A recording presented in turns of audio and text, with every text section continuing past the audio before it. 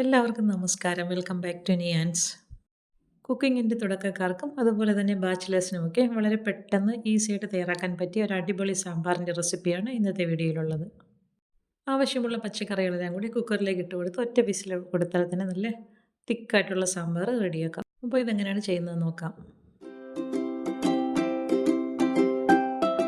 സാമ്പാർ നല്ല ടേസ്റ്റി ആയിട്ടും അതുപോലെ തന്നെ തിക്കായിട്ടും കിട്ടാൻ വേണ്ടി ഞാൻ ചെയ്യുന്നത് സാമ്പാർ പരിപ്പൊന്ന് പൊടിച്ച് പച്ചക്കറിയിലേക്ക് ചേർത്ത് കൊടുക്കും.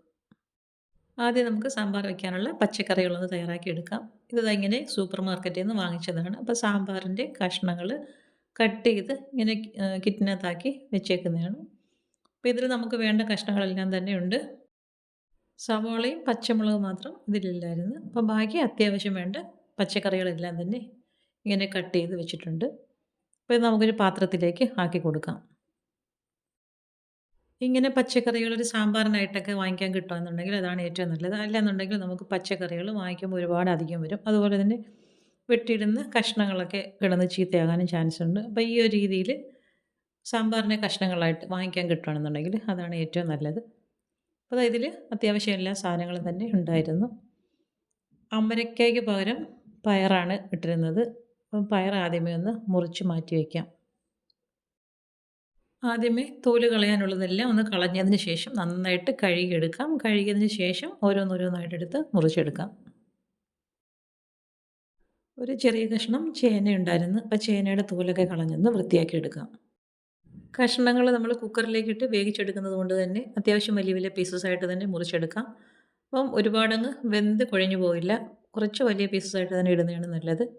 അപ്പോൾ അത് ഓരോന്നും ഇതേപോലെ ഒന്ന് തോല് കളഞ്ഞ് വൃത്തിയാക്കി എടുക്കാം. ക്യാരറ്റൊക്കെ ഒന്ന് ചിരണ്ടി എടുക്കുന്നുണ്ട്. അതായത് ഒരു നേന്ത്രക്കായ ഉണ്ടായിരുന്നു. അതും അവിടെ നിന്ന് ഇവിടെ നിന്നൊക്കെ കുറച്ച് തോലൊക്കെ കളഞ്ഞെടുക്കാം. ഒരുപാടങ്ങ് തോല് കളയേണ്ട ആവശ്യമില്ല.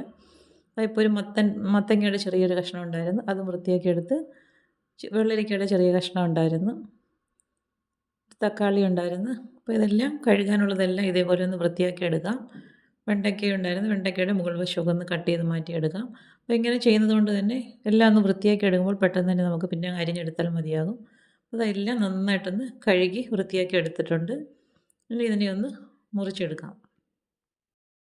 ആദ്യം കായ ഒന്ന് മുറിച്ചെടുക്കാം. അപ്പോൾ അത് ഇതേപോലെ ഒരു 3-4 കഷ്ണങ്ങളായിട്ടൊന്ന് നീളത്തിൽ കട്ട് ചെയ്തതിന് ശേഷം കുറുകെ വെച്ചിട്ട് 4ആയിട്ടൊന്ന് മുറിച്ചെടുക്കാം. അത്യാവശ്യം വലിയ വലിയ പീസസായിട്ട് തന്നെ കട്ട് ചെയ്തെടുക്കാം. പയർ ഇതേപോലെ നീളത്തിലൊന്ന് മുറിച്ചെടുക്കാം. ഇനി മുരിങ്ങയ്ക്ക കഷ്ണങ്ങളായി കിടപ്പുണ്ടായിരുന്നു. അതിനെ ഒന്ന് നെടുവേ ഒന്ന് കീറിയെടുക്കണം. അത് മത്തങ്ങയുടെ കഷ്ണം ഉണ്ടായിരുന്നു. അതും വലിയ വലിയ പീസസായിട്ട് തന്നെ ഒന്ന് മുറിച്ചെടുക്കാം. വെണ്ടയ്ക്ക നീളത്തിലൊന്ന് മുറിച്ചെടുക്കാം. കുറച്ച് ചേമ്പിൻ്റെ ചെറിയ ചെറിയ കഷ്ണങ്ങളുണ്ടായിരുന്നു. അതെല്ലാം ഒന്ന് തോല് കളഞ്ഞെടുത്തിട്ടുണ്ട്. വലിയൊരു പീസ് ഉണ്ടായിരുന്നു. അതിനെ ഒന്ന് മുറിച്ചെടുക്കാം. ചേമ്പൊക്കെ ചേർത്ത് കൊടുക്കുമ്പോൾ സാമ്പാറിന് നല്ലൊരു കൊഴുപ്പൊക്കെ കിട്ടും. അപ്പോൾ അതാ ബാക്കിയുള്ള ചേനയും ക്യാരറ്റും എല്ലാം ഒന്ന് മുറിച്ചെടുക്കുന്നുണ്ട്. എല്ലാം കുറേശ്ശെ വലിയ വലിയ കഷ്ണങ്ങളായിട്ട് മുറിച്ചെടുക്കാം. വെള്ളരിക്ക ഉണ്ടായിരുന്നു. അതും ഒന്ന് മുറിച്ചെടുക്കുന്നുണ്ട്.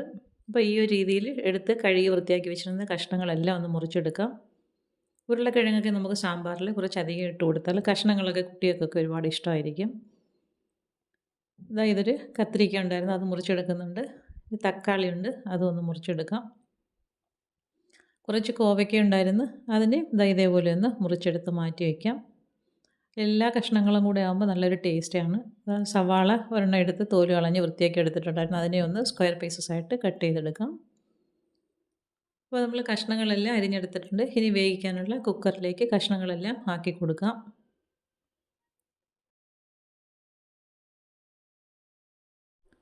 അപ്പോൾ അരിഞ്ഞു വെച്ച കഷ്ണങ്ങളെല്ലാം ഇട്ട് കൊടുത്തതിന് ശേഷം ഇനി ഇതിലേക്ക് പച്ചമുളകും കൂടെ ചേർത്ത് കൊടുക്കാം. ഒരു 3 പച്ചമുളക് കഴുകി എടുത്തിട്ടുണ്ട്. അതിനെ ഒന്ന് കീറി ഇട്ട് കൊടുക്കാം.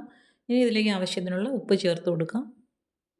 ഉപ്പും ചേർത്ത് കൊടുത്തതിന് ശേഷം സാമ്പാറിന് ആവശ്യമുള്ള വെള്ളവും കൂടി ചേർത്ത് കൊടുക്കാം. കഷ്ണങ്ങളൊക്കെ ഒന്ന് മുങ്ങിക്കിടക്കണം. ആ ഒരു രീതിയിൽ വെള്ളം ചേർത്ത് കൊടുക്കാം. ഇനി ഇതിലേക്ക് വേണ്ടത് പുളിയാണ്. അപ്പോൾ ചെറിയൊരു കഷ്ണം പുളി മാത്രമേ ചേർത്ത് കൊടുക്കുന്നുള്ളൂ. അത് വെള്ളത്തിലേക്ക് ഇട്ട് കൊടുത്ത് നന്നായിട്ടൊന്ന് കുതിർത്ത് പിഴിഞ്ഞിട്ട് ആ പുളി വെള്ളം ഇതിലേക്ക് ഒഴിച്ചു കൊടുക്കാം. വളരെ കുറച്ച് മാത്രം പുളി ചേർത്ത് കൊടുത്താൽ മതിയാകും. തക്കാളി ചേർത്ത് കൊടുത്തിട്ടുണ്ട്. അതുകൊണ്ട് തന്നെ പുളി വളരെ കുറച്ച് മതിയാകും. പുളി വെള്ളം ഒഴിച്ചു കൊടുക്കാം. ഇനി ഒന്ന് ഇളക്കി കൊടുത്തതിന് ശേഷം ഇനി ഇതിലേക്ക് നമുക്ക് പരിപ്പ് പൊടിച്ച് ചേർത്ത് കൊടുക്കണം. അപ്പോൾ ഒരു 1/4 കപ്പോളം പരിപ്പ് എടുത്തിട്ടുണ്ട്. അത് മിക്സിയുടെ ജാറിലേക്ക് ഇട്ട് കൊടുക്കാം. അതിൻ്റെ കൂടെ തന്നെ ഒരു 1/4 ടീസ്പൂൺ അളവിൽ ജീരകം ചേർത്ത് കൊടുക്കാം. അതിൻ്റെ കൂടെ തന്നെ ഒരു നുള്ള് ഉലുവയും കൂടെ ചേർത്ത് കൊടുക്കാം. ഇത്രയും കൂടി ചേർത്താണ് ഞാൻ പൊടിച്ചെടുക്കുന്നത്. അപ്പോൾ ഇങ്ങനെയൊന്ന് പൊടിച്ചെടുത്തതിന് ശേഷം കഷ്ണങ്ങളിലേക്ക് ചേർത്ത് കൊടുക്കാം. ഇങ്ങനെ ചെയ്ത് കൊടുക്കുന്നത് കൊണ്ട് തന്നെ സാമ്പാറിന് നല്ലൊരു ടേസ്റ്റുമാണ്, നല്ല കൊഴുപ്പും കിട്ടും. അപ്പോൾ ഈ ഒരു രീതിയിൽ പൊടിച്ചതെല്ലാം കഷ്ണങ്ങളിലേക്ക് ചേർത്ത് കൊടുക്കാം. ചേർത്ത് കൊടുത്തതിന് ശേഷം നല്ലതുപോലെ ഒന്ന് ഇളക്കി കൊടുക്കാം. ഇനി നമുക്കിതിലേക്ക് മസാലകൾ ചേർത്ത് കൊടുക്കാം. ആദ്യം സാമ്പാർ പൊടിയാണ് ചേർത്ത് കൊടുക്കുന്നത്. ഒരു 1.5 ടേബിൾ സ്പൂൺ നിറയെ സാമ്പാർ പൊടി ചേർത്ത് കൊടുക്കാം. അതിൻ്റെ കൂടെ തന്നെ 1/2 ടേബിൾ സ്പൂൺ അളവിൽ കാശ്മീരി മുളക് പൊടി ചേർത്ത് കൊടുക്കുന്നുണ്ട്. 1/2 ടീസ്പൂൺ മഞ്ഞൾപ്പൊടിയും 1 ടീസ്പൂണോളം മല്ലിപ്പൊടിയും ചേർത്ത് കൊടുക്കുന്നുണ്ട്. ഇനി ഒരു ടീസ്പൂണോളം കായപ്പൊടിയും കൂടി ചേർത്ത് കൊടുക്കാം. ഇതെല്ലാം കൂടി നല്ലതുപോലെ ഒന്ന് ഇളക്കി കൊടുക്കണം. മസാലകളൊക്കെ അവരവരുടെ ആവശ്യത്തിനനുസരിച്ച്, കായപ്പൊടിയൊക്കെ ചിലർക്ക് കൂടുതൽ വേണമെന്ന് തോന്നിയിട്ടുണ്ടെങ്കിൽ കുറച്ചുകൂടി ചേർത്ത് കൊടുക്കാം. അപ്പോൾ ഈ ഒരു രീതിയിൽ നന്നായിട്ടൊന്ന് ഇളക്കി കൊടുക്കാം. ഇളക്കി കൊടുത്തതിന് ശേഷം കുക്കർ മൂടി വെച്ച് അടുപ്പിലേക്ക് വെച്ച് കൊടുക്കാം. അടുപ്പിലേക്ക് വെച്ച് കൊടുത്ത് ഓരോ വിസിൽ മാത്രം മതിയാകും. അപ്പോഴേക്കും കഷ്ണങ്ങൾ നന്നായിട്ട് വെന്ത് കിട്ടും. അത് കുക്കർ അടച്ച് വെച്ച് കൊടുത്ത് അടുപ്പിലേക്ക് വെച്ച് കൊടുക്കാം. അതിനുശേഷം ഒരു വിസിൽ വരുന്നവരെ ഒന്ന് വെയിറ്റ് ചെയ്യാം.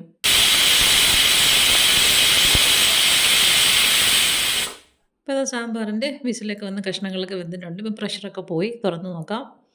അപ്പോൾ കഷ്ണങ്ങളൊക്കെ നന്നായിട്ട് വെന്ത് വന്നിട്ടുണ്ട്. അതായത് കണ്ടില്ലേ, സാമ്പാർ നല്ല അടിപൊളിയായിട്ട് സെറ്റായി കിട്ടിയിട്ടുണ്ട്.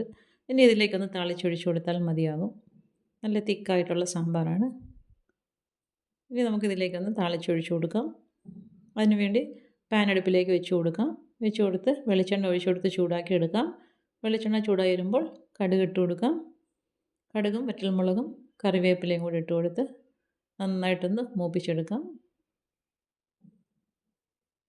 മൂപ്പിച്ചെടുത്തതിന് ശേഷം സാമ്പാറിലേക്ക് ഒഴിച്ചു കൊടുക്കാം. ഇപ്പോൾ താളിച്ചത് ഒഴിച്ച് കൊടുത്തതിന് ശേഷം ജസ്റ്റ് ഒന്ന് കുക്കറൊന്ന് മൂടി വെച്ച് കൊടുക്കാം. ആ താളിച്ചതിൻ്റെ മണം നന്നായിട്ട് സാമ്പാറിലേക്കൊന്ന് പിടിച്ച് കിട്ടണം. ആ ഒരു രീതിയിൽ 2 മിനിറ്റോളം ഒന്ന് മൂടി വെച്ച് കൊടുക്കാം. പിന്നീട് മൂടി തുറന്നതിന് ശേഷം അത് നന്നായിട്ടൊന്ന് ഇളക്കി കൊടുക്കാം. ഇതാ കണ്ടില്ലേ, സാമ്പാർ കാണുമ്പോൾ തന്നെ അറിയാമല്ലോ, നല്ല ടേസ്റ്റുള്ള സാമ്പാറാണ്. ഈ ഒരു രീതിയിൽ സാമ്പാർ തയ്യാറാക്കി നോക്കിക്കോളൂ. പെട്ടെന്ന് തന്നെ നമുക്ക് തയ്യാറാക്കി എടുക്കാം. ഒരൊറ്റ വിസിൽ കൊടുത്താൽ മതിയാകും. പച്ചക്കറികളും മസാലകളും എല്ലാം കൂടി ചേർത്ത് കുക്കറിലേക്ക് വെച്ച് കൊടുക്കാം. നല്ല കിടിലൻ ടേസ്റ്റാണ്. ചോറിനായാലും അപ്പത്തിനോ ഇഡലിക്കോ ഒക്കെ ഈ ഒരു രീതിയിൽ തയ്യാറാക്കി നോക്കൂ.